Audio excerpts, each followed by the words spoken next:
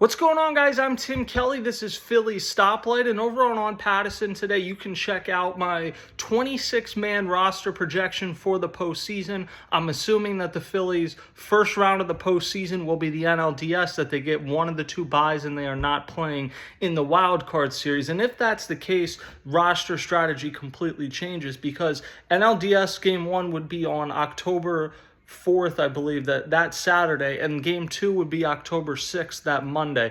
Both those would be at Citizens Bank Park. There's just an off day in between. It alternates between the NL and AL. 2 years ago, there was an off day in between Games 1 and 2 in Atlanta. And if you're going to have that off day in between, I think it makes sense to carry 14 hitters and 12 pitchers as opposed to 13 and 13, which you would in the NLCS certainly because it's a 7-game series. And I think you probably would in the NLDS if you didn't have that off day. But with that off day, I think it makes sense to carry an extra position player as opposed to another arm.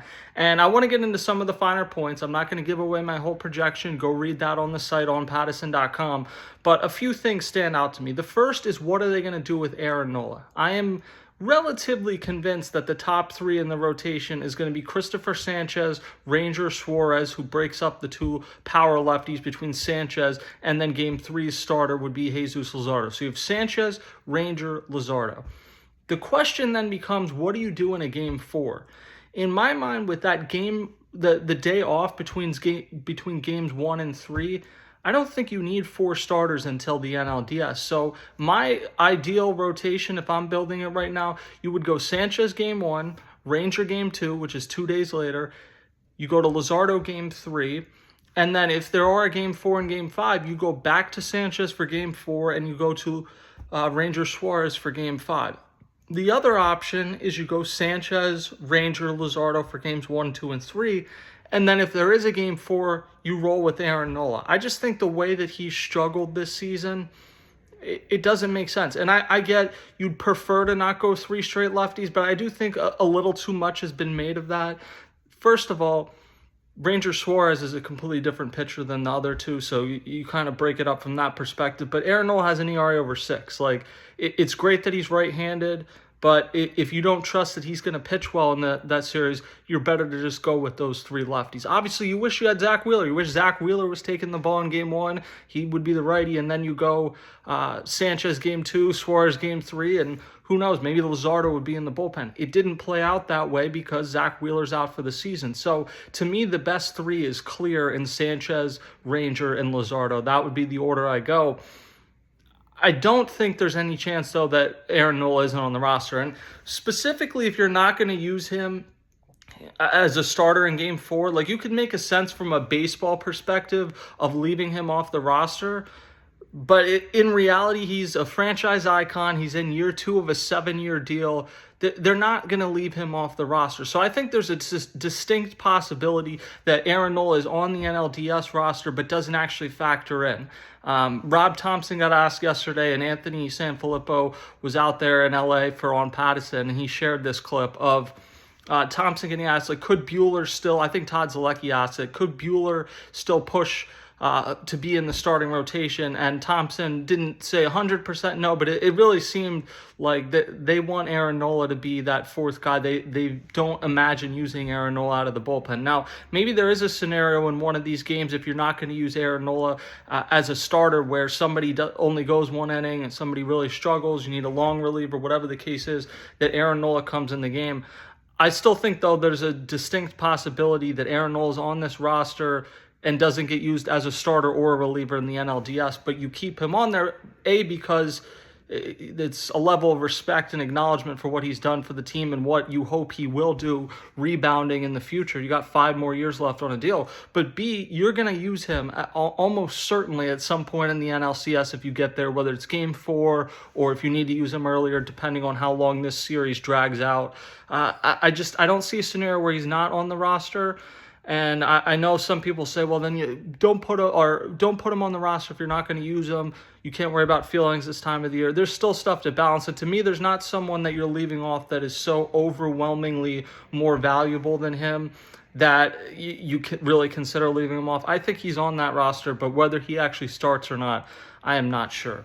Now, the second thing I want to get to is, how does the bullpen shake out? Because to me, the top 5 you're good on. You got Duran, obviously, Matt Strahm, David Robertson, Tanner Banks, and Orion Kerkering. Now, you need to get Orion Kerkering going because he has really struggled lately with his command. So you have questions there, but there's no doubt he's going to be on that roster. The last three spots to me are where there's question marks. Tim Meza does not have great overall numbers in 5 or 6 outings. He performed pretty well his first few, hasn't been as good recently, but to me, especially if you're facing a team like the Dodgers who have Freddie Freeman and Shohei Ohtani, you're going to want that third lefty. And unless you plan to use Jesus Luzardo out of the bullpen and make Ranger Suarez and have Aaron Nola be your game 3 starter, which I kind of doubt, but who knows. I think you need that third lefty. Banks, you have a lefty. Matt Strahm, you have a lefty. You don't have Jose Alvarado, so I think Tim Meza gets on the roster because of that. Walker Buehler is the other reliever I'm going to go with here. He made 1 start for the Phillies, went pretty well. He's going to piggyback with Taijuan Walker on Friday. Walker's going to be the first starter. Buehler's going to be the second starter, so it is a Walker Buehler. The next time they're due up, I believe is the first game of the Marlins series, Buehler's going to start and Walker's going to piggyback off him. I think those 2 guys end up being the final 2 in the bullpen. I do believe there's a respect for what Taijuan Walker has done this year, going back and forth, kind of being a good soldier for the team, and until recently was pretty effective as a starter. Walker Buehler, to me, certainly has something to pitch for, and Walker does too down the stretch here. If Walker Buehler gets lit up in both of his next 2 appearances, then maybe you change course, but he's somebody with tremendous postseason experience, including closing out the World Series last year, and it is a bit of a shot in the dark based on the way he's pitched for most of this season, and really even most of last season before the playoffs. But to me, Buehler becomes a guy that, if it's the 6th inning and you're down by 3 and you don't want to give up on the game, but you also don't want to burn one of your high leverage guys necessarily if you're not on track to win the game, Buehler to me comes in that scenario where you need an inning or 2 out of him and you kind of just want to hold serve. That's what Buehler's role is. Taijuan Walker to me is more mop up, whether the Phillies get like a 10-1 lead or they're down 10-1 in the 7th inning and you're just trying to make it through the rest of the game and you need a guy to eat 2 or 3 innings. He could do that. The other consideration in the playoffs is there's no zombie runner. So a game could realistically go to 16 or 17 innings, at which point having somebody stretched out that can pitch 2 or 3 or more innings, that becomes valuable. So I think Taijuan Walker gets in there, but certainly those last 3 to me, in Meza, Buehler, and Walker, they're not set in stone. The thing is, Max Lazar to me, I think, has pitched his way out of it because he's just struggled so much in the second half. Lou Trevino has looked really good since coming to the Phillies. So if you told me Lou Trevino gets on over one of these guys, it wouldn't shock me. I just think the fact that Meza is a lefty gives him the advantage. Taijuan Walker, I think there's enough respect there, whether he actually pitches in the playoffs or not, that he's going to be in. And we'll see with Walker Buehler, but I do believe right now he would be who I have in pole position to get that spot. So that's where I'm at in the bullpen. The final thing I want to get to is the last spot on the bench. And a few weeks ago, I would have said Johan Rojas gets it.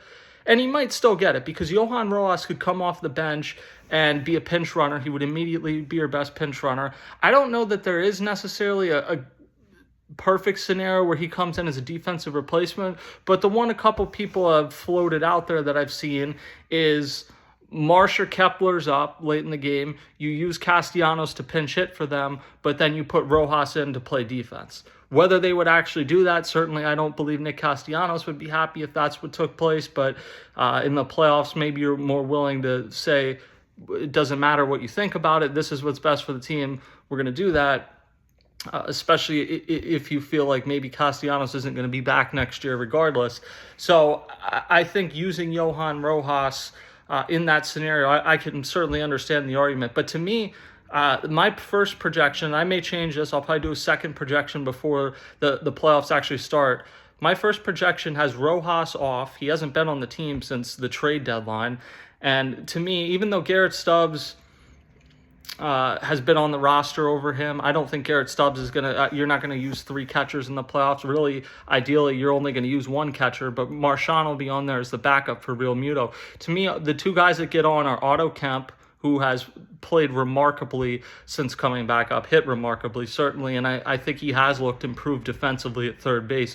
It'll be interesting to see if he pushes Bohm at all for playing time, but certainly he deserves to be on. And then Weston Wilson, is a guy that you have some questions about pretty much wherever you put him defensively, but offensively has had some big home runs recently, most notably the one in the game they clinched in LA. So I think both of them have done enough to get the nod. And yeah, maybe there is a scenario where you pinch hit Castellanos and then have to put him in the outfield. I think maybe you take your chances with that as opposed to using Rojas, who kind of seems to have fallen out of favor. And as good of a pinch runner as he could be, he's also someone that if you told me you put him on to pinch run and then he got picked off, I wouldn't be shocked. If you told me you put him out there to try and get a bunt down and he popped it up, I wouldn't be shocked. So I don't know that the upside is high enough to put him on there over Kemp and Wilson, who from the perspective of performance, I believe deserve to be on there over Rojas. The thing to remember, though, is Trey Turner, Edmundo Sosa, and Alec Bohm are on the injured list. So if any of them aren't healthy, then Rojas joins the roster, and you begin to talk about some of the other guys, Donovan Walton. By all accounts, Trey Turner, Edmundo Sosa, and Alec Bohm, the expectation is they're going to be healthy and good to go for the playoffs. But that could change. Another guy could get hurt. That's kind of the balance that you're in here. You're going to have a first-round bye, so you don't want to push it too much. You're most likely going to have a first-round bye. But you also still want to get the number 1 seed. You're also going to have 4 or 5 days off between the end of the regular season and the NLDS starting, so you don't want to take your foot off the gas too much and go into the NLDS cold. So it's a balance they're going to have to strike, and they're going to have to strike a bunch of balances in making this roster, and ultimately we probably stress about this and it doesn't end up making a difference who the 25th and 26th guy on the roster are. But that's where I'm at right now. You can go check out the full list on Pattison, and I'll talk to you guys next time.